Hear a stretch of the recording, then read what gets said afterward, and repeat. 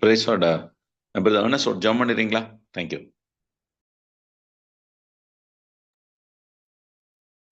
ஜெபிப்போம்.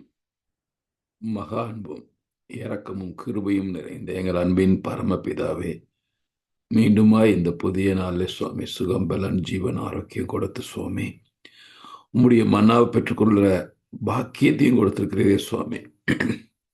உமக்கு கோடி கோடி சோதரம். நன்றி ஆண்டவரே, நன்றி ஆண்டவரே, நன்றி இயேசு சுவாமி. சங்கீதங்கள் மூலமா எங்களோடு நீர் இடைப்பட்டு வருவதற்காக நன்றி சுவாமி. நீர் கொடுக்கிற மன்னாவுக்காக கோடி கோடி நன்றி சுவாமி. வார்த்தைகள் எங்களுடைய இருதயங்களுக்குள்ள சென்று கிரியை செய்து எங்கள் சிந்தைகளை மாற்றி ஆண்டவரே, எங்களுடைய கிறிஸ்தவ வாழ்க்கையில் ஆண்டவரே உமக்கு சாட்சியான வாழ்க்கை வாழ, உம்மை பிரதிபலிக்கிற வாழ்க்கை வாழ எங்களுக்கு நீர் கற்றுக் கொடுத்து வருவதற்காக உமக்கு கோடி கோடி சோதர சுவாமி. வார்த்தை கொண்டு வர சிஸ்டர் உங்க கரங்களை ஒப்பு கொடுக்குறோம் சுவாமி. நீங்க அவங்கள மறைத்து நீங்க பேசுங்க சுவாமி. அவங்க எடுத்த எல்லா பிரயாசங்களுக்கும் நூறத்தையான பதில ஒவ்வொருவருடைய ஆவிக்குரிய வாழ்க்கையிலையும் ஒவ்வொரு குடும்பங்கள் அசைக்கப்படுவதன் மூலமாகவும் அவங்கள நீங்க ஸ்திரப்படுத்தி உறுதிப்படுத்தி நிலைப்படுத்தி மேன்மைப்படுத்துவதன் மூலமாகவும் சபையில சாட்சியா எழுப்ப வேண்டுமாய் கெஞ்சுகிறோம் சுவாமி. இந்த நேரத்தை நீங்க ஆட்கொள்ளுங்க சுவாமி. உமது கரங்கள்ல ஒப்பு கொடுக்கிறோம் சுவாமி.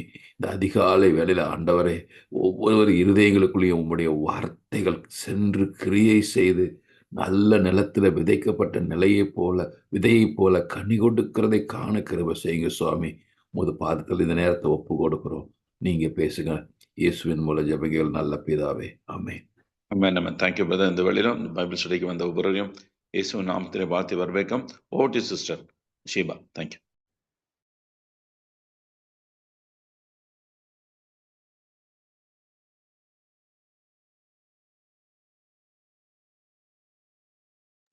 சங்கீதம் 119 17-24 வாசிக்கலாம் சிஸ்டர். Okay sister. முத அடியேனுக்கு அனுகூலமாயிரும், அப்பொழுது நான் பிழைத்து உமது வசனத்தை கை கொள்ளுவேன். உமது வேதத்தில் உள்ள அதிசயங்களை நான் பார்க்கும்படிக்கு என் கண்களை திறந்தரலும். பூமியிலே நான் பரதேசி, உமது கற்பனைகளை எனக்கு மறவாதேயும். உமது நியாயங்கள் மேல் என் ஆத்மா எக்காலமும் வைத்திருக்கிற வாஞ்சையினால் தொய்ந்து போகிறது. உமது கற்பனைகளை விட்டு வழி விலகின சபிக்கப்பட்ட அகங்காரிகளை நீர் கடிந்து கொள்கிறீர். நிந்தையையும் அவமானத்தையும் என்னை விட்டு அகற்றும். நான் உடைய சாட்சிகளை கை கொள்கிறேன். பிரபுக்களும் உட்கார்ந்து எனக்கு விரோதமாய் பேசிக் கொள்கிறார்கள். உமது அடியேனோ உமது பிரமாணங்களை தியானிக்கிறேன். உம்முடைய சாட்சிகள் எனக்கு இன்பமும் என் ஆலோசனைக்காரருமாய் இருக்கிறது. ஆமென். Thank you sister.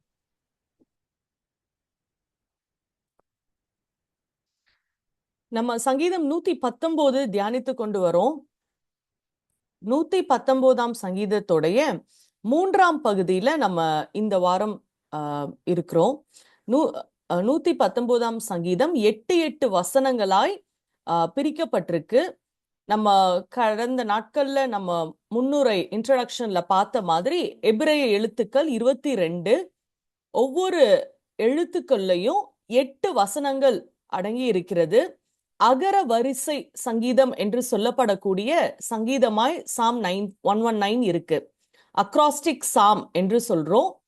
அண்ட் அந்த 8 வேர்சஸுமே அந்த ஹீப்ரூ அந்த பர்டிகுலர் லெட்டர்லயே இட் ஸ்டார்ட்ஸ். லைக் லெட்டர் ஏலயே நம்ம 8 லெட்டர்ஸ் 8 லைன்ஸ் ஒரு பொயட்ரி எழுதுனா எப்படி இருக்கும், அடுத்த 8 லைன்ஸ் லெட்டர் பில எழுதுனா எப்படி இருக்குமோ அந்த மாதிரி ஒரு அகர வரிசை சங்கீதம் என்று சொல்லப்படுகிறது. அதுதான் இதனுடைய speciality.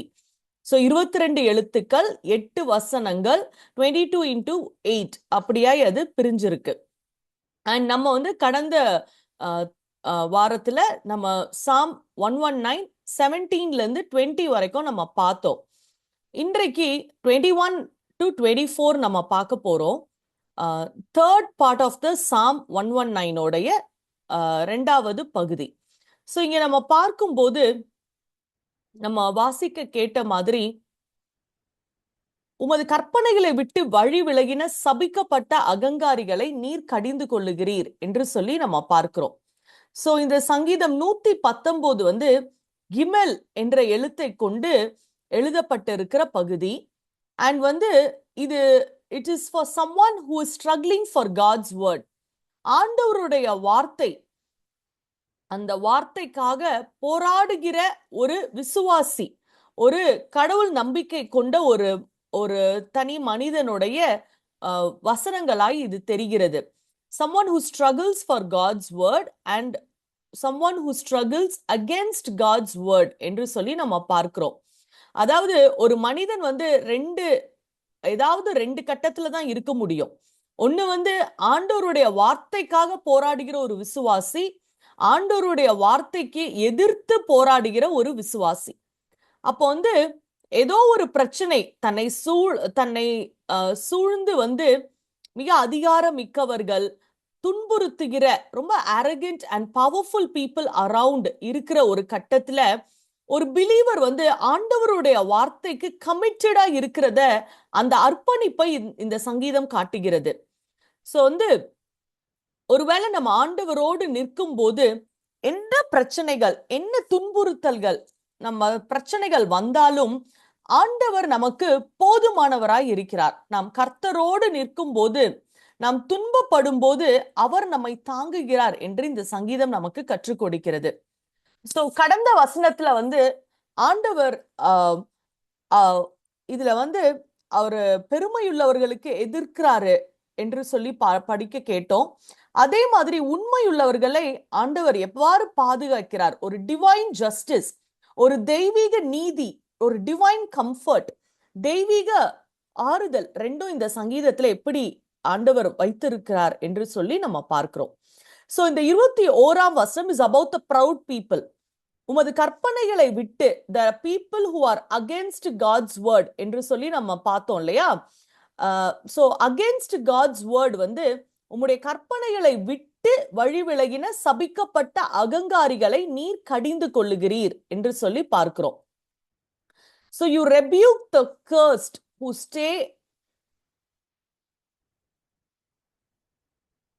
stray from God's commandments. அப்போ ஆண்டவருடைய வசனத்தை விட்டு விலகுகிற ஜனங்களை கர்த்தர் சபிக்கிறார் என்று சொல்லி பார்க்கிறோம். அதாவது அதே மாதிரி ஆண்டவருடைய வசனத்தை விட்டு விலகுகிறவர்கள் மேல ஒரு டிவைன் டிஸ்பிளஷர், தெய்வீக அதிருப்தி இருக்கு. அண்ட் அது 3 விதமாய் சொல்லப்பட்டிருக்கு. முதல்ல அவங்க எப்படிப்பட்டவர்கள், ஆண்டவருடைய கற்பனைகளை விட்டு வழி விலகுகிறவங்க அவங்களுடைய ஆட்டிடியூட் ப்ரௌட் ஆட்டிடியூட் என்று சொல்லப்படுகிறது. They are proud. அப்போ ப்ரௌட் என்று சொல்லும் போது அவங்க ஆணவம் உள்ளவர்கள், வேண்டுமென்றே கலகம் செய்பவர் என்று ஹெப்ரேய வார்த்தை சொல்லுது. ஜெடீம் அப்படின்னும் போது வெரி அரகண்ட், ப்ரௌட் அப்படின்னா அப்ப அது ஒரு செல்ஃப் கான்பிடன்ஸை மாத்திரம் குறிக்கிறது அல்ல, வெறும் தன்னம்பிக்கை மாத்திரம் அல்ல, ஆண்டவரையே எதிர்க்கிற ஒரு அனுபவமாய் இருக்கிறது. சோ ஒவ்வொரு ரொம்ப அவங்களுடைய உள்ளத்தின் ஆழத்துல யாருக்காவது ரொம்ப அதிகமான பெருமை இருக்கு அப்படின்னா அவங்க எப்படிப்பட்ட ஆட்டிடியூட்ல இருப்பாங்கன்னா, my will above God's will, கடவுளின் சித்தத்தை விட என் விருப்பம் தான் பெருசு அப்படின்னு இருப்பாங்க. My understanding is greater than God's wisdom, என் ஞானத்தை விட என்னுடைய ஞானம் தான் ரொம்ப பெருசு ஆண்டவருடைய ஞானத்தை விட. இப்ப நான் ஆண்டவரை எதுக்காக நான் சேவிக்கணும், எல்லாமே தான் எனக்கு தெரியுதே அப்படின்ற ஒரு ஆட்டிடியூட்ல இருப்பாங்க. இந்த ப்ரௌட் ஆட்டிடியூட நம்ம பைபிள்ல நிறைய எக்ஸாம்பிள்ஸ்ல பார்த்திருக்கிறோம். இந்த படத்துல போட்டிருக்கிற மாதிரி ஃபேரோ, பார்வோன் ராஜா யாரு உங்க ஆண்டவர் யாரு எனக்கு தெரியாதே அப்படின்னு சொன்னதை நம்ம வாசிச்சிருக்கிறோம் யாத்ராகமம்ல. அண்ட் காயினா இருக்கட்டும், பார்வோன், இவங்க வாழ்க்கையில எல்லாமே, ஆபேல், எல்லா அந்த சம்பவங்கள்ல பார்க்கும்போது, ஆமானா இருக்கட்டும், நேபுகாத் நேச்சார், அகிரிப்பா ராஜா கூட புழுத்து செத்தான் என்று சொல்லி பார்க்கிறோம். தன்னையே ஆண்டவருக்கு மேல அவங்க உயர்த்தும் போது அவங்க எல்லாருமே ஒரு ப்ரௌட் ஆட்டிடியூட ரிஃப்ளெக்ட் பண்றத பார்க்கிறோம். அண்ட் ஸ்கிரிப்சர், வேதாகமம் நமக்கு there is no sin God punishes more swiftly than pride என்று சொல்லி பார்க்கிறோம். பெருமை என்ற அந்த பாவத்தை ஆண்டவர் பார்த்துட்டா அதுக்கு ரொம்ப நாள்லாம் அவர் கொடுக்கவே மாட்டாரு. இம்மீடியட்டா அவங்களுக்கு அந்த தண்டனையை கொடுக்கறத நம்ம நிறைய கட்டத்துல இங்க பார்க்கிறோம். சோ உமது கற்பனைகளை விட்டு வழி விலகின சபிக்கப்பட்ட அகங்காரிகளை நீர் கடிந்து கொள்ளுகிறீர். God, you rebuke the proud who are the cursed who stray away from your commandments என்று சொல்லி பார்க்கிறோம். அப்போ இந்த ஆண்டவருடைய கற்பனைகளை விட்டு வழி விலகுகிறவர்கள், those who stray away அப்படின்னும் போது வழி விலகி தப்பாக வேற ரூட்ல போறவங்க, அதாவது ஏதோ தெரியாம வேற ஒரு பாதைக்கு போறது கிடையாது. It's willful deviation. ஒரு தற்செயலான அறியாமை கிடையாது, வேண்டுமென்றே விலகி போறது. அப்போ அது எதுக்காக அப்படின்னா, அவங்க அவங்களுடைய கன்க்ளூஷன்ஸ்ல, ஜட்ஜ்மெண்ட்ஸ்ல கடவுளுடைய திட்டத்திற்கு, ஆண்டவருடைய வார்த்தைகளுக்கு முரணான ரொம்ப கான்ட்ரடிக்டரி பிரின்சிபல்ஸை தான் டேக் இன் பண்றது.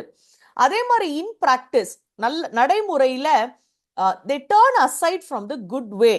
அப்போ இவங்க எல்லாம் காற்று பறக்கடிக்கும் பதரை போல் இருக்கிறார்கள் என்று சொல்லி நம்ம பார்க்கிறோம். அண்ட் இவங்க எல்லாருமே cursed people-ஆ வேதாகமம் சுட்டி காட்டுகிறது. cursed அப்படின்னும் போது இந்த உடன்படிக்கை அன்பு அதற்கு எதிராய் இருக்கிறது. So to reject God's commandment is to fall under God's curse. அதாவது ஆண்டவருடைய கற்பனைகளை விட்டு விலகுகிறோம் அப்படின்னா we automatically inculcate God's curse என்று சொல்லி பார்க்கிறோம். கலாத்தியர் 3:10 நியாய பிரமாண புஸ்தகத்தில் எழுதப்பட்டவைகளை எல்லாம் செய்யத்தக்கதாக அவைகளில் நிலைத்திராதவன் எவனோ அவன் சபிக்கப்பட்டவன் என்று எழுதியிருக்கிறதே என்று சொல்லி பழைய ஏற்பாட்டோடைய கோட்டை சொல்றத பார்க்கிறோம். சோ ஒரு பெருமையானவன், ஆண்டவருடைய கற்பனைகள் எனக்கு நல்லா தெரியும், I don't need his rules, I don't need his commandments என்று சொல்லக்கூடிய மனநிலையில ஒருவேளை ஒருவன் தன்னைத்தானே ஆசீர்வதித்துக் கொள்ளலாம், தன்னை ரொம்ப பெருமையாய் நினைத்து கொள்ளலாம். But God resist the proud and pronounces curse. So அவங்களுடைய திட்டங்கள் எல்லாமே ஒரு முடிச்சு போட்டு இருக்கிறதெல்லாம் அவிழ்ந்து விடுகிறோம். அண்ட் அவங்களுடைய பெருமை எல்லாமே வீழ்ச்சியாய் மாறிவிடும். The rebellion will invite divine rebuke. அவங்களுடைய கலக குணம் ஒரு தெய்வீக கண்டனத்தை கொண்டு வரும் என்று சொல்லி நம்ம பார்க்கிறோம். அப்போ இந்த ரெபியூக் அப்படின்றது ஆண்டவர் எச்சரிக்கிறது மாத்திரம் அல்ல, ஆண்டவர் ரொம்ப தீர்க்கமாய் தலையிடுகிறார். ரொம்ப டெசிசிவா ஆண்டவர் அதுல இன்டர்வீன் பண்றாருன்னு நம்ம பார்க்கிறோம்.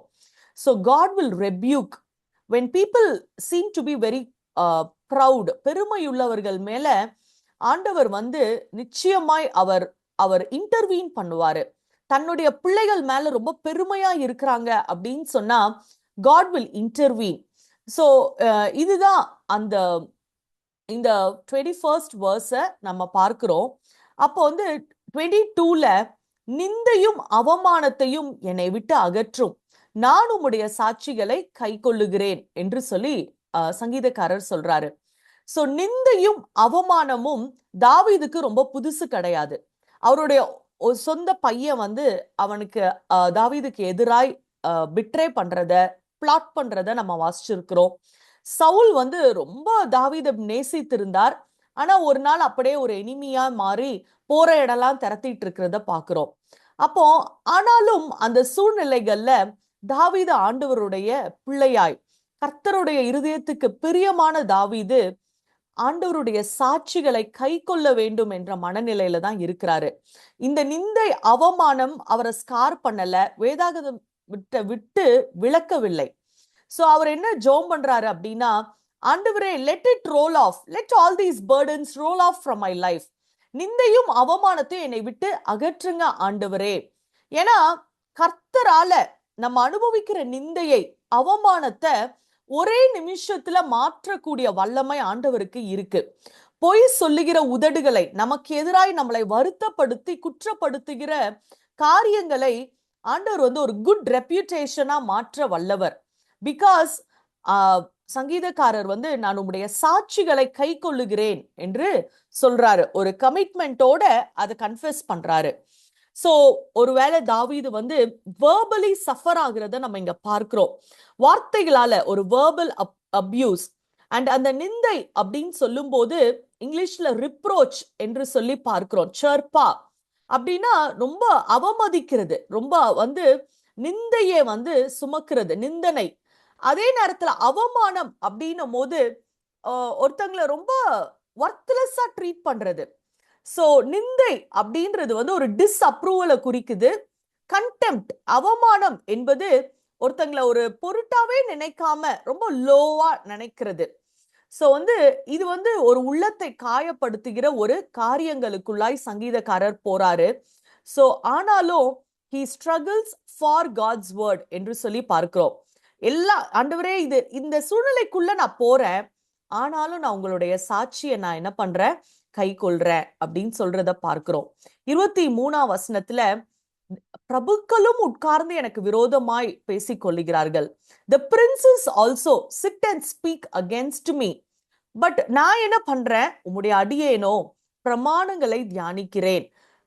your servant meditates on your statutes. நம்ம ஃபர்ஸ்ட் பார்ட் பார்க்கும் போதே இந்த God's word அப்படின்ற அந்த வார்த்தை Psalm 119ல his statutes, பிரமாணங்கள், his commandments, கற்பனைகள், அவருடைய வழிகள், நியாயங்கள் எல்லாமே சங்கீதம் 119ல ஆண்டவருடைய வார்த்தையை வித்தியாசமான வொக்காபுலரியில குறிக்கப்படுகிறது என்று சொல்லி பார்க்கிறோம். அப்போ இங்க என்ன சொல்றாரு, நிறைய டாப் பொசிஷன்ல பீப்புள், பிரின்சஸ் அப்படின்னும் போது ஒரு புறஜாதி தலைவர்களா இருக்கலாம், குறுநில மன்னர்களா இருக்கலாம், இஸ்ரவேலுடைய கோத்திர தலைவர்களா யாரா வேணா இருக்கலாம். ஆனா அவங்க எல்லாருமே எனக்கு விரோதமாய் பேசுறாங்க.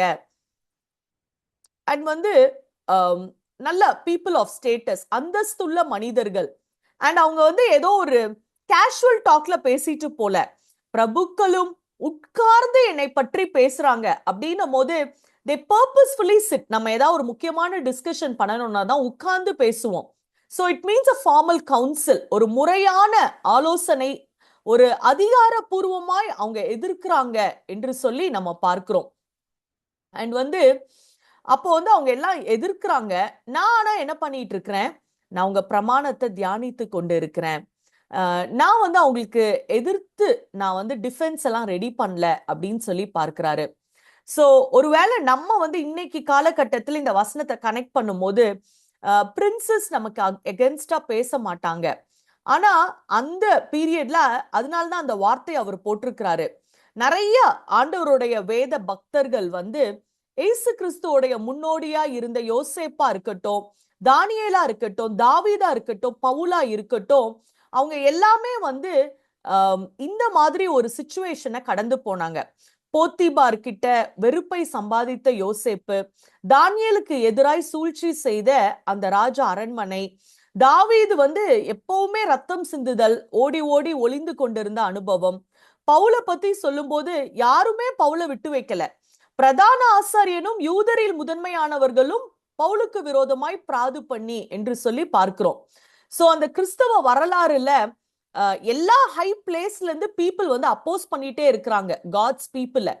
சோ தாவீதும் வந்து ஏசு கிறிஸ்துவோடைய முன் அடையாளமாய் இருக்கிறார். ஏசு கிறிஸ்துவும் பயங்கரமாய் அப்போஸ் பண்ணப்படுறாரு. சோ பீப்புள், பிரதான ஆசாரியன் எல்லாருமே ஜீசஸ்க்கு எதிராக பிளாட் பண்றாங்க என்று சொல்லி பார்க்கிறோம்.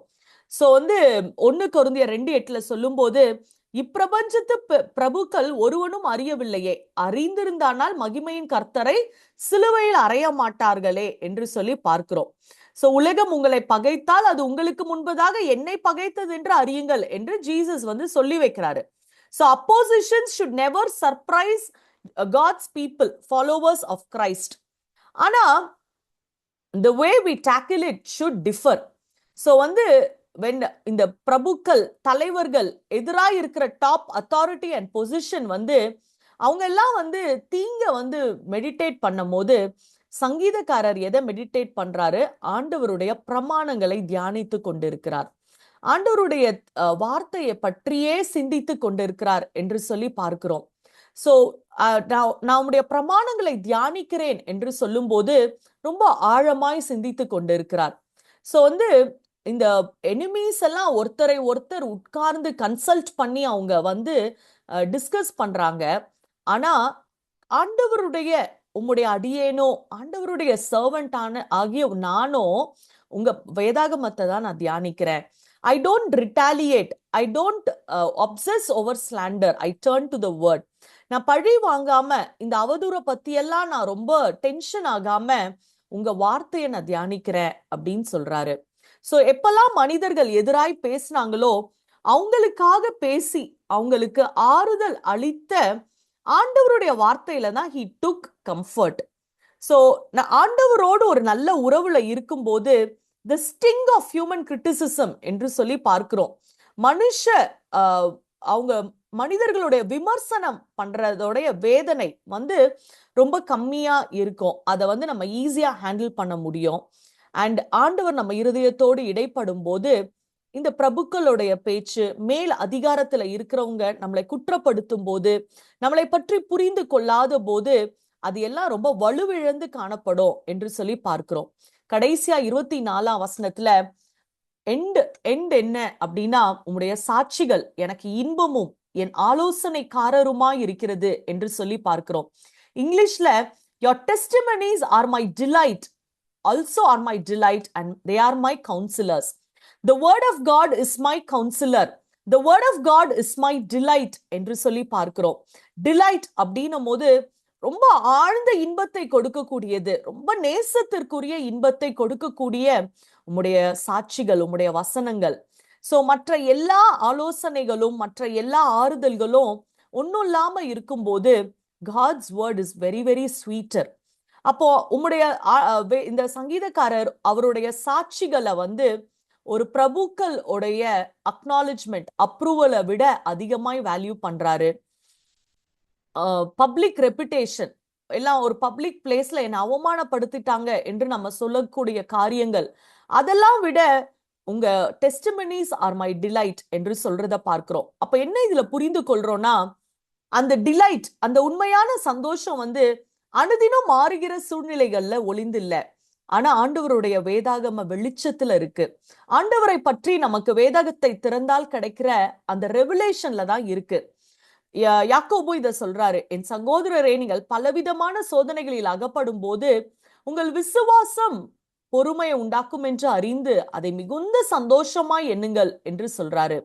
சோ the உண்மையான டிலைட் அப்படின்றது நமக்கு வேதாகமம். சங்கீதக்காரர் சொல்ற மாதிரி அது எனக்கு இன்பமும் என் ஆலோசனைக்காரருமாய் இருக்கிறது என்று சொல்லி நம்ம பார்க்கிறோம். சோ ஆண்டவருடைய வார்த்தை என்னவித அவமானத்தையும் பொறுமையாய் சகிக்க நம்மை போதிக்கிறது. ஆண்டவருடைய சித்தத்திற்கு நம்மை அர்ப்பணிக்க போதிக்கிறது.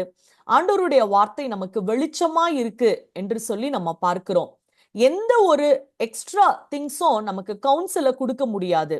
எப்படி ஒரு ஒர்க் பிளேஸ்ல நம்ம பார்க்கலாம், நிறைய பேர் நமக்கு எதிராய் பேசலாம், செய்யலாம் ஒரு பிசினஸ் சிச்சுவேஷன்ல.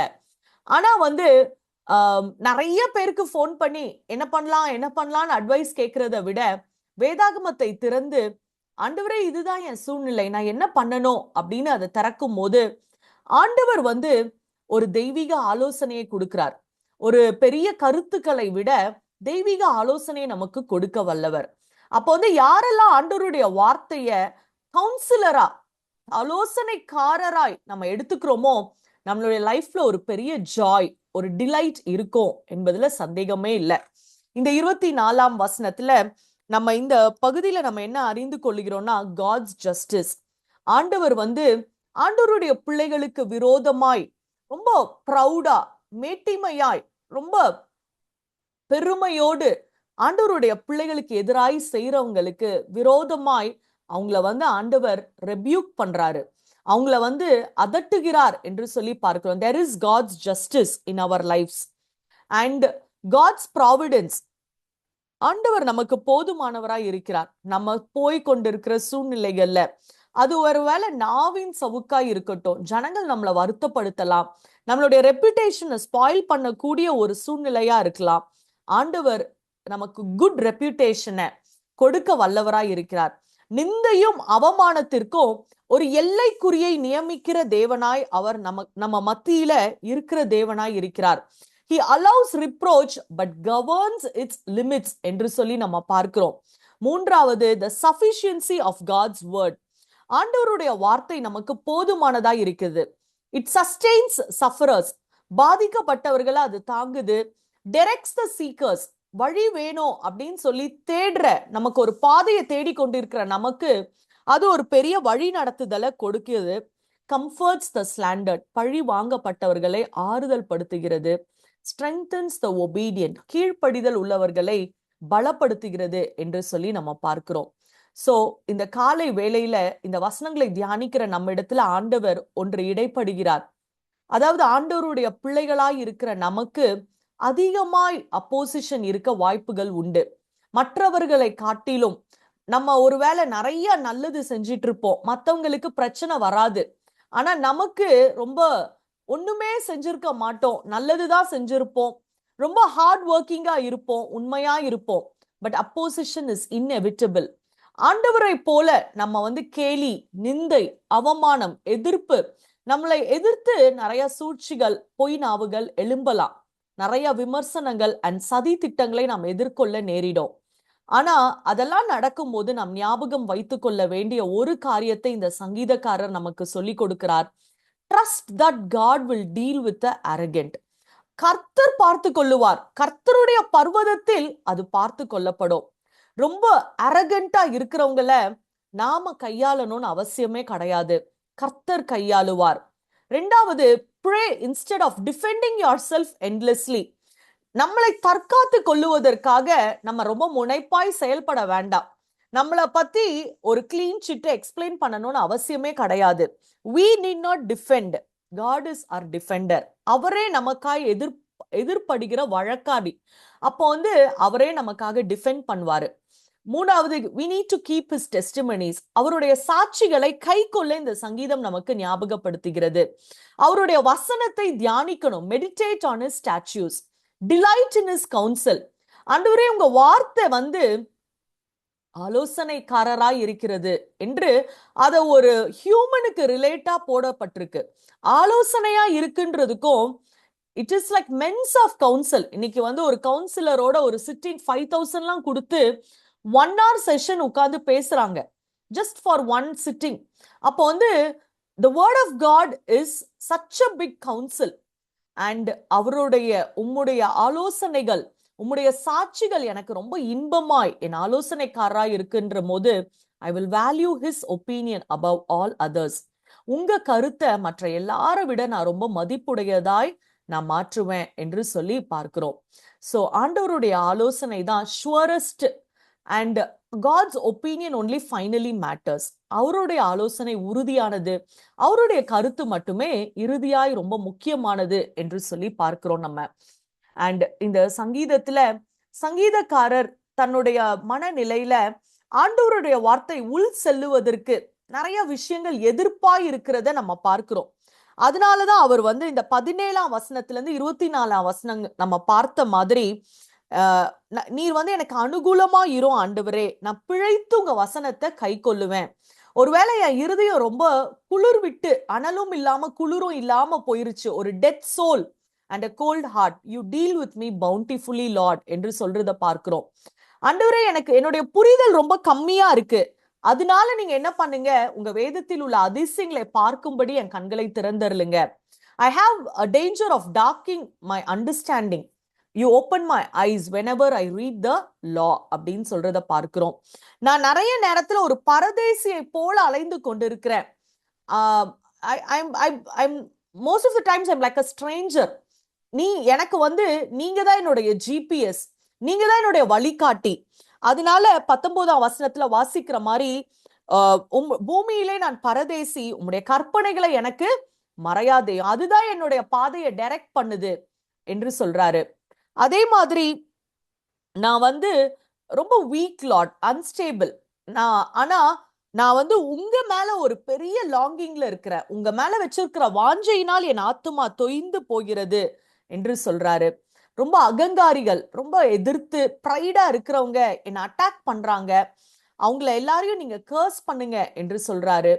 யாரெல்லாம் நிந்தையும் அவமானத்தையும் கொடுக்குறாங்களோ ஆண்டவருடைய பிள்ளைகளுக்கு, ஆண்டவரே அது எல்லாத்தையும் என்னை விட்டு அகற்றுங்க என்று சொல்லி ஜெபிக்கிறத நம்ம பார்க்கிறோம். பிரபுக்கள் கூட உட்கார்ந்து எனக்கு எதிரா பேசுறாங்கன்னும் போது the people above us in authority, நம்மளால ஹேண்டில் பண்ண முடியாத பல அத்தாரிட்டேட்டிவ் ரூல்ஸ் கொண்டவர்கள் நமக்கு எதிராய் நடக்கும் போது ஆண்டவரே, உம்முடைய சாட்சி என்னுடைய மன மகிழ்ச்சியா இருக்கு. உம்முடைய பிரமாணங்களை நான் தியானிக்கிறேன், அவைகள் எனக்கு இன்பமா இருக்கு, கவுன்சிலரா இருக்கு என்று சொல்லி அழகாய் the people who struggle for God's word and the people who struggle against God's word, அவங்கள நம்ம இதுல வித்தியாசப்படுத்தி நம்ம பார்க்கிறோம். அண்ட் ஒரே ஒரு கீ ரிஃப்ளெக்ஷனோட நான் முடிக்க விரும்புறேன். I will not drift. ஆண்டவரே, நான் வழி விலகி போக மாட்டேன். ஆண்டவரே, நான் உமக்கு என்னை அர்ப்பணித்து நான் உம்முடைய வசனத்துல வேரூன்றி கட்டப்படுவேன் என்று சொல்லி ஒரு தீர்மானத்தை நாம் எடுக்க அழைக்கப்படுகிறோம். எப்பெல்லாம் நம்ம ஆண்டவர் வேண்டாம், நான் இதை பார்த்துப்பேன் அப்படின்னு சொல்றோமோ, நம்மளும் அந்த ப்ரௌட் லிஸ்டுக்குள்ள வந்துருவோம். அந்த லிஸ்ட்ல நம்ம வந்துருவோம். ஸோ வந்து செல்ஃப் கவர்னிங்கா எப்பெல்லாம் இருக்கிறோமோ, அதாவது தப்பு பண்ணா மட்டும் ப்ரௌடு கிடையாது, ஆர் யாரையா ரொம்ப மேட்டிமையா நடத்தினா கிடையாது. நானே என்னை ஹேண்டில் பண்ணிப்பேன். I am enough, my ideas are enough, my knowledge is enough, my experience is enough எப்படின்னு எங்க நினைக்கிறோமோ, we also come under that pride list. அது வந்து ஒரு ஸ்பிரிச்சுவல் இண்டிபெண்டன்ஸை குறிக்குது. ஸ்பீக் லார்ட், ஐம் லிசனிங் அப்படின்னு சொல்றத காட்டிலும், Lord I do understand all this, I go head அப்படின்னு அடுத்த கட்டத்தை நோக்கி போனோம்னா, நம்மளோட இருதயத்திலையும் அந்த ப்ரைட் ஒளிந்து கொண்டு இருக்கு. அது ஒரு ட்ரிஃப்டிங் லெவல காட்டுது. ட்ரிஃப்டிங் அப்படின்னும் போது எதை விட்டு வழி விலகிறோம்? ஆண்டவர் மேல கொண்டுள்ள அன்பை விட்டு வழி விலகிறோம். ஆண்டவர் மேல இருக்கிற அந்த ஃபெய்த்தை விட்டு வழி விலகிறோம். நம்மளுடைய ஒபீடியன்ஸை அட்ஜஸ்ட் பண்றோம். ஸோ வந்து ஆண்டவர் பரிசுத்தத்தை பத்தி, மன்னிப்பை குறித்து, நம்மளுடைய வார்த்தையில கவனமா இருக்கணும், எல்லாத்தையும் ஆண்டவர் சொல்லி கொடுத்திருக்கிறாரு. எனக்கு எல்லாமே தெரியும், ஆனா என் சூழ்நிலைக்கு ஏத்த மாதிரி நான் ஒவ்வொன்றுத்தையும் என்ன பண்ணிப்பேன்? பேலன்ஸ் பண்ணிப்பேன், காம்ப்ரமைஸ் பண்ணிப்பேன், நான் ட்ரிஃப்ட் ஆயிப்பேன் அப்படின்ற ஒரு மனநிலையில நம்ம யாராவது இந்த காலை வேளையில இருக்கிறோம்னா, லெட் அஸ் ரெட்ரோஸ்பெக்ட் ourselves. நம்மளோட இருதயத்தை ஆராய்ந்து பார்க்கலாம். எங்கேயாவது என்னுடைய எத்திக்கல் கிளாரிட்டியை நான் குறைச்சிருக்கிறேனா ஒரு கெயின் கிடைக்கிறதுக்காக? ஒருவேளை சிலர் மேல இருக்கிற கசப்பு அப்படியே வச்சுட்டே நான் ஜோம் பண்ணிட்டு இருக்கிறேனா? சிலதெல்லாம் நான் சைலண்டா ரிசென்ட் பண்ணிட்டே நான் என்னுடைய ப்ரேயரை நான் கடந்து போகிறேனா? இல்லைன்னா என் பிஸி லைஃப நான் வந்து ஆண்டவர் மேல இருக்கிற அந்த ஃபெலோஷிப் திருடுறதுக்கு வழி செய்யறேனா? இது மாதிரி நம்ம சின்ன சின்ன காரியங்கள் எங்கேயா ட்ரிஃப்ட் ஆகுறோமோ அப்படின்னு சொல்லி நாமளே கேள்வி கேட்டுக்கொள்ளலாம். அந்த நேரத்துல ஆண்டவர் அதை விடமாட்டாரு. அவர் நம்மளை ரெபியூக் பண்ணுகிற ஆண்டவராய் இருக்கிறார். அவர் கடிந்து கொள்ளுகிற ஆண்டவராய் இருக்கிறார். இது போன்ற ஒரு டிவோஷனை நம்ம கேட்கும் போது நம்மளை எச்சரிக்கிற ஆண்டவராய் இருக்கிறார். நம்ம தாழ்மையாய் அதை ஏற்றுக்கொள்ளும் போது நம்ம வாழ்க்கையில இருக்கிற இன்ஸ்டெபிலிட்டி மாறி God's stability will fill our lives. இந்த காலை வேளையில நம்மள ஒரு கேள்வி நான் முன்வைக்கிறேன் நமக்குள்ள. Have I slowly adjusted God's word to fit my life instead of adjusting my life to fit his word? ஆண்டவருடைய வார்த்தைக்கு ஏற்றாது போல என் வாழ்க்கைய நான் சரி செய்யறேனா, இல்லனா என்னுடைய வாழ்க்கைய நான் வந்து அப்படியே வச்சுட்டு ஆண்டவருடைய வார்த்தையை நான் பிளெக்சிபிள் ஆக்கிக்கிட்டு சிச்சுவேஷனலா எடுத்துக்கிட்டு நான் மாறிட்டு போயிட்டே இருக்கிறேனா அப்படின்னு சொல்லி நம்மள ஒரு கேள்வி கேட்டுக்கொள்ளலாம். Where all am I drifting? அப்போ என்னுடைய குவயட் ப்ரைட் அப்படின்னும் போது செல்ஃப் கவர்னிங், ஸ்பிரிச்சுவல் இண்டிபெண்டன்ஸை குறிக்குது. கர்த்தர் இல்லாம ஐ கேன் மேனேஜ் திஸ் அப்படின்னு, இல்ல ஆண்டவரை ஒரு ஓரமா உட்கார வைத்து விட்டு நான் ட்ரை பண்றேன் ஆண்டவரே, அதுக்கப்புறம் நான் உங்ககிட்ட வரேன் அப்படின்னு ஏதாவது சூழ்நிலைகள்ல am I taking any decisions, am I taking any efforts அப்படின்னு சொல்லி நம்மளை யோசித்து, I will not drift in quiet pride, but I will submit my heart again to God's authority. கர்த்தர் சர்வ வல்லவர், அவரால் செய்யக்கூடாத அதிசயமான காரியம் ஒன்றுமில்லை. அவர் காற்றையும் கடலையும் அதட்ட வல்லவர். அவர் நம்மளுடைய வாழ்க்கையில எல்லா சூழ்நிலைகளிலும் ஊடுருவி அவர் நமக்காய் பரிந்து பேச வல்லவர் என்று சொல்லி அவருக்கு நம்மை அர்ப்பணிக்கிறோமா என்று சொல்லி நம்மை நாமே ஒரு கேள்வி கேட்டுக்கொள்ளலாம். இரண்டாவதாய், I will not react, I will root and remain in God's word. நான் எல்லாத்துக்கும் என்ன பண்ண மாட்டேன்? நான் ரெஸ்பாண்ட் பண்ணி ரியாக்ட் பண்ண மாட்டேன். ஒருவேளை பிரபுக்கள், நம்மளை சுற்றி இருக்கிறவங்க, நிறைய நேரத்துல நம்மளுடைய பெர்ஃபார்மன்ஸ் ரிவ்யூவா இருக்கட்டும், ஒரு மீட்டிங்கா இருக்கட்டும், டெசிஷன்ஸா இருக்கட்டும், குடும்பத்திலேயே கூட நம்ம நிறைய நல்லது செஞ்சிருப்போம். ஆனா நம்மளுடைய இன்டென்ஷன்ஸை மிஸ் அண்டர்ஸ்டாண்ட் பண்ணியிருப்பாங்க. நம்ம இல்லாத போது நம்ம ஒரு கான்வர்சேஷனுடைய மேஜர் ரோலா நம்ம இருப்போம். நிறைய இடத்துல அப்படி இருக்கும். ஆனா நம்மளுடைய நேச்சுரல் ரெஸ்பான்ஸ் வந்து டிஃபென்ஸா இருக்கக்கூடாது. நம்மளை நாமளே தற்காத்து கொள்ள நிறைய காரியங்களை நாம் பேசி புரிய வைக்க நம்ம ட்ரை பண்ணக்கூடாது. But what we need to do is we need to meditate on God's word. நம்ம செய்ய வேண்டியது எல்லாம் உமது அடியேனோ உமது பிரமாணங்களை தியானிக்கிறேன். அன்றுவரே, நான் அந்த டிஃபென்ஸ்ல எல்லாம் இறங்க மாட்டேன். என்னை பத்தி நான் நல்லவங்க அப்படின்னு நான் சொல்றதுக்கெல்லாம் நாங்க பாயிண்ட் எடுத்து கொடுக்க போறது இல்ல. நான் இந்த விமர்சனம் எல்லாம் என்னை எதுவுமே பண்ணாது. உங்க வசனம் தான் என்னுடைய ஆலோசனைக்காரர். உங்க வசனம் தான் என்னுடைய மன மகிழ்ச்சி. உங்களுடைய வசனத்து மேல நான் பிரியமா இருப்பேன் அப்படின்னு சொல்லி அந்த ஃபவுண்டேஷன் இயேசு கிறிஸ்து சொன்னார்ல, மண்ணுல கட்டப்பட்டிருக்கிறோமா கற்பாறையில கட்டப்பட்டிருக்கோமா? அந்த கற்பாறை தான் ஆண்டவருடைய வார்த்தை. ஆண்டவருடைய வார்த்தையில மகிழ்வது, ஆண்டவருடைய வார்த்தையை தேடுவது, ஆண்டவருடைய வார்த்தைக்கு கீழ்ப்படிவது தான் கற்பாறையின் மேல கட்டப்பட்டிருக்கிற ஒரு அனுபவம். அதற்குள்ளாய் நாம் நம்மை ஊன்ற கட்டுகிறோமா என்று சொல்லி இந்த காலை வேளையில நம்மளை கேட்டுக்கொள்ளலாம். சோ ஒருவேளை நம்மளுடைய வாழ்க்கையில நிறைய சேலஞ்சஸ் இருக்கலாம் இந்த 2ஆம் மாதத்துல. அந்த சேலஞ்சஸ்ல we don't handle it with panic but with prayer. பயத்தோடு அல்ல, ஜெபத்தோடு நாம் அதை எதிர்கொள்ள அழைக்கப்படுகிறோம்.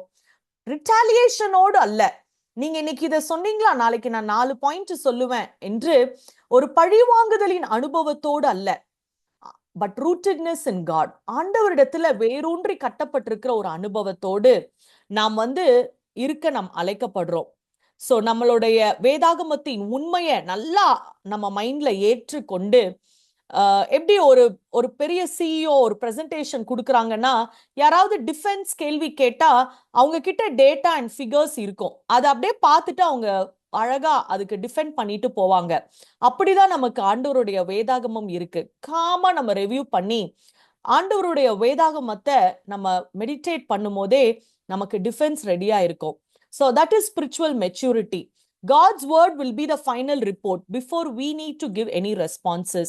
ஆண்டவருடைய வார்த்தை தான் நம்மளுடைய அட்வைசரி போர்டா, நம்மளுடைய இமோஷனல் காம்பஸா நம்ம நிலைப்படுத்தி இந்த நாட்களை நாம் கடந்து செல்ல அழைக்கப்படுகிறோம். When I am misunderstood or evaluated, do I react and defend first or root myself in God's word? என்னை தப்பாய் புரிந்து கொள்ளும் போது, தவறாய் என்னை மதிப்பீடு செய்யும் போது நான் என்ன பண்ணி என்னை தற்காத்து கொள்ளுகிறேன்? இல்லை என்றால் ஆண்டவருடைய வார்த்தையில் என்னை வேரூன்றி நான் கட்டப்படுகிற அனுபவத்துல இருக்கிறேனா என்று சொல்லி இந்த காலை வேளையில ஒரு கேள்வியை நம்ம கேட்டுக்கொள்ளலாம். Let us take a decision like this. I will not react in fear. I will root myself in scripture and remain steady under life's pressured situations. நான் உடனே நான் ரியாக்ட் பண்ண மாட்டேன். பயத்தினால, அச்சத்தினால நான் ஆண்டவருடைய வார்த்தையில என்னை ஊன்ற கட்டப்பட்டு கொண்டு ரொம்ப இன்பமாய் ஆலோசனைக்காரரா இருக்கிற என்னுடைய வேதாகமத்தை சார்ந்து என்னுடைய வாழ்க்கையை நான் நடத்துவேன் என்று சொல்லி இந்த 4 வசனங்கள்ல ரொம்ப ஆழமான கருத்துக்கள் ஒளிந்திருக்கிறத நம்ம பார்க்கிறோம்.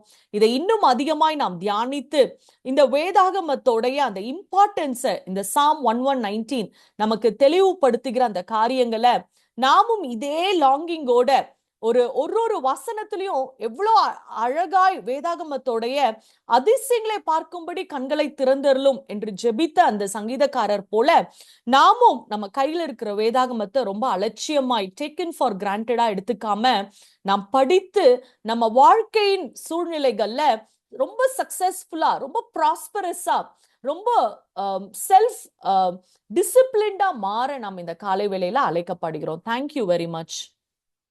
Thank you so much sister. Doctor Maria ஒரு ஜாப் பண்ணி முடிச்சிடுறீங்களா? தேங்க்யூ. ஸ்தோத்திரம் ஆண்டவரே. தகப்பனே, இந்த நாளுக்காய் நன்றி சுவாமி. ஆண்டவரே, நீர் கொடுத்த இந்த வார்த்தைக்காய் உமக்கு நன்றி செலுத்துகிறோம் அப்பா. ஆண்டவரே தகப்பனே, எந்த சூழ்நிலையிலும் ஆண்டவரே நாங்கள் கர்த்தருக்குள்ளார வளர்ந்து ஆண்டவரே உம்முடைய வார்த்தையின்படி ஆண்டவரே எங்களை கம்ப்ளீட்டா சப்மிட் பண்ணி அதன்படி நடக்கிறோமா, இல்ல அந்த இடத்துல எங்களுடைய எல்லா காரியங்களும் ரியாக்ட் பண்ணுதான்னு நாங்க நிதானிச்சு அறியக்கூடிய வார்த்தைகளை இன்றைக்கு தந்திருக்கிறீரே, உமக்கு நன்றி செலுத்துகிறோம் அப்பா. ஆண்டவரே எங்களுடைய மேட்டுமையான எண்ணங்கள், எங்களுடைய உள்ளார்ந்த எண்ணங்கள், ஜென்ம சுவாபங்கள் எழும்பாத படிக்க ஆண்டவரே, ஆண்டவரே எங்களை முழுமையா உமக்குள்ளார சப்மிட் பண்ணி ஆண்டவரே நீர் அந்த இடத்துல எங்களுக்கு என்ன சொல்லித்தரீங்கிறத எடுத்துக்கொள்ளும்படிக்கு எங்களுடைய இருதயத்தின் ஆழத்தில் இந்த வார்த்தைகளை பேசி இருக்கிறீர். அதற்காக உமக்கு நன்றி செலுத்துகிறோம் சுவாமி. ஆண்டவரே வேர்ல்ட்லி பீப்புள் மாதிரி நாங்க இல்லாத படிக்க ஆண்டவரே, ஆண்டவரே வேறு பிடிக்கப்பட்ட ஆண்டவரே ஒரு ஜனமா இருக்கிறபடியினால் ஆண்டவரே எல்லா காரியத்தையும் சந்தித்து அந்த இடத்துல அந்த சிச்சுவேஷன்ஸ்ல நாங்க எப்படிலாம் ரியாக்ட் பண்ணணும்னு நீங்க எங்களுக்கு சொல்லி தந்திருக்கீங்க சுவாமி. அதற்காக உமக்கு நன்றி செலுத்துகிறோம் அப்பா. ஆண்டவரே இந்த காலை வேளையில் கொடுத்த வார்த்தைகள் ஆண்டவரே இருதயத்தின் ஆழத்தில் ஊடுருவி செல்லவும் ஆண்டவரே இந்த 119 சங்கீதம் முழுவதையும் ஆண்டவரே, ஆண்டவரே ஒவ்வொரு வார்த்தையை நாங்கள் தியானிக்கும் பொழுது எங்களுடைய இருதயத்தின் காலத்தை ஆண்டவரே தகப்பனே இந்த வேர்ல்ட்லி லைஃபோட சேர்த்து நாங்க படிக்கும்போது நீங்க எங்களோடு கூட பேசி எங்களை நடத்துகிற விதங்களுக்காக உமக்கு நன்றி செலுத்துகிறோம் சுவாமி. ஆண்டவரே எல்லா காரியத்தையும் பாதப்படியில வைக்கிறோம் அப்பா. ஆண்டவரே வந்த ஒவ்வொருவரும் ஆண்டவரே, ஆண்டவரே வெறுமையா செல்லாத படிக்கப்பா. ஆண்டவரே நீர் ஒவ்வொருவரோடு கூட இடைப்பட்டு ஆண்டவரே எங்க கிட்ட இருக்கிற எல்லா குறைகளையும் எடுத்து போட்டு உமக்குள்ளார வளர, உம்மை பார்க்க ஆண்டவரே, உமக்குள்ளார ஊடுருவி செல்ல ஆண்டவரே இந்த வேத வசனம் ஒவ்வொன்றும் எங்களை ஆண்டவரே தகப்பனே உமக்குள்ளார நிலைநிறுத்த கிருபை செய்வீராக சுவாமி. ஆண்டவரே நீங்க எங்களை வழி நடத்துங்க. வார்த்தையை கொடுத்த சிஸ்டருக்காக நன்றி செலுத்துகிறோம் அப்பா. இன்னும் அதிகமான ஞானத்தினால் அவர்களை நிறைத்து கொண்டு வருகிறீரே, உமக்கு நன்றி செலுத்துகிறோம் அப்பா. ஆண்டவரே நீர் பேசுகிறீர், அவர்களை மறைத்து நீர் இடைப்படுகிறீர் ஆண்டவரே, அதற்காக உமக்கு நன்றி செலுத்துகிறோம். ஆண்டவரே சிஸ்டரோட இருதயத்தில் இருக்கிற காரியங்களை எல்லாத்தையும் பாதப்படியில வைக்கிறோம் அப்பா. நீர் அவர்களுடைய வாஞ்சைகளை நிறைவேற்றி தருவீராக ஆண்டவரே. ஆண்டவரே உம் சித்தத்தின்படி அவர்களை நடத்துவீராக ஆண்டவரே. ஆண்டவரே எல்லா ஆசீர்வாதத்தையும் நீர் தருவீராக அப்பா. ஆண்டவரே நீங்க பொறுப்பெடுத்துக் கொள்ளுங்க ஆண்டவரே. எல்லா காரியத்தையும் பாதப்படியில வைக்கிறோம். இயேசுவின் மூலம் ஜெபம் கேளும் எங்கள் ஜீவனுள்ள நல்ல பிதாவே. Amen. Amen. Thank you, sister. God bless you all. Have a wonderful day. Thank you all.